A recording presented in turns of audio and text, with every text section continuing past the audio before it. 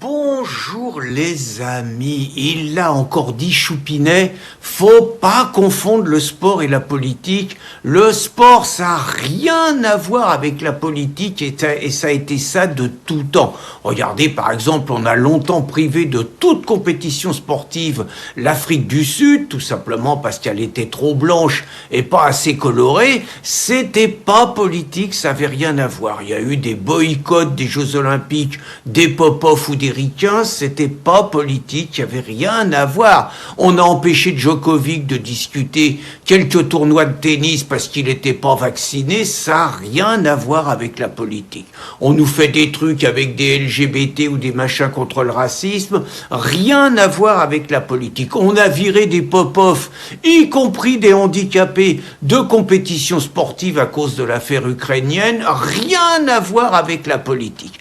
Et là, alors au niveau du basket, on vient de se distinguer. La France a décroché le pompon sans ça rien à voir avec la politique. Encore, je vais vous raconter l'histoire. Alors, on a une superbe équipe de basket. Franchement, on a des mecs qui jouent aux États-Unis, dans la NBA. On a un monstre, Rudy Gobert, une vedette. On a un bon capitaine, Nicolas Latum. Bon, on a franchement, et il y avait le championnat du monde. On était favoris pour être champion du monde, on pouvait battre les ricains, vous voyez.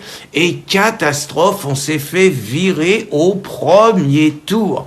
Alors ça commence à parler un petit peu. Et j'avoue que je connaissais pas ce scandale, sinon je serais intervenu bien avant. La France a réussi à se priver d'un de ses meilleurs joueurs, le meneur de jeu Thomas Hurtel, et lui, il joue pas aux États-Unis, il a osé signer dans un club pop-off. Il a osé signer au Zénith de Saint-Pétersbourg. Et là, le coup près est tombé. Alors écoutez un peu la hiérarchie, Le président de la fédération de basket, un obscur tocard nommé Ciuta, a décidé que puisqu'il avait signé chez les pop-off, il jouerait plus jamais. Bon, le mec, il n'a pas décidé ça tout seul, donc ça veut dire qu'au-dessus de lui, il y a la Amélie Oudéa Castéra, là, vous savez, la ministre des Sports, qui s'est distinguée en montant avec son grand nez, comme d'ailleurs Darmanin suite au scandale du Stade de France. La nana, elle est toujours en poste, elle fout le bordel dans toutes les fédérations, mais elle est toujours en poste. Et donc, elle a décidé également que Thomas Hurtel, il pourrait plus jamais jouer en équipe de France. Bien évidemment, il y en a qu'un seul qui a pu prendre une décision pareille. Oudéa Castéra est trop conne pour prendre cette décision toute seule, c'est Macron.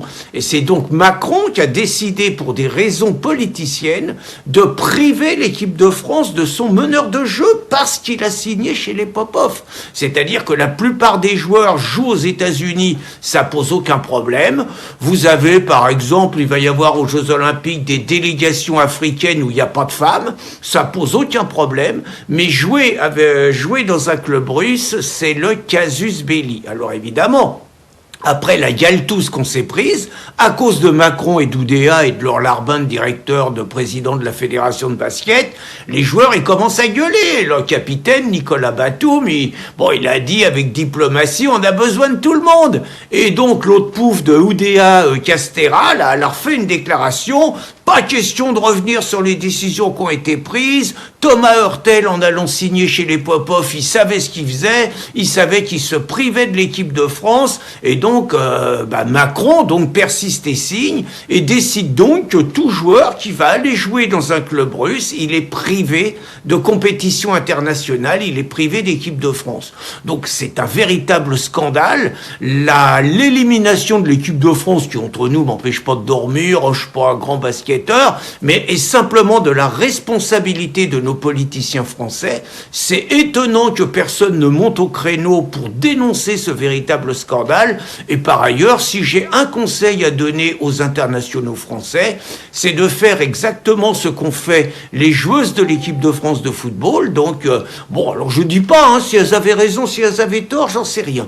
Mais disons que les cadres de l'équipe de France ne supportaient plus Corinne Diacre, l'entraîneur, et elles ont décidé de quitter l'équipe de France et d'arrêter de jouer. Eh bien, encore une fois, je juge pas, mais je pense que là, les cadres de l'équipe de France doivent faire un bras de fer avec la fédération et donc avec le gouvernement français et expliquer qu'ils ne joueront plus en équipe de France tant que Thomas Hurtel ne rejouerait pas. Et je vous garantis que s'ils font ça à moins d'un an des Jeux Olympiques où l'équipe de France peut ramener une médaille, je vous garantis que Macron et Oudéa Castéra baissent leur froc en moins d'une semaine.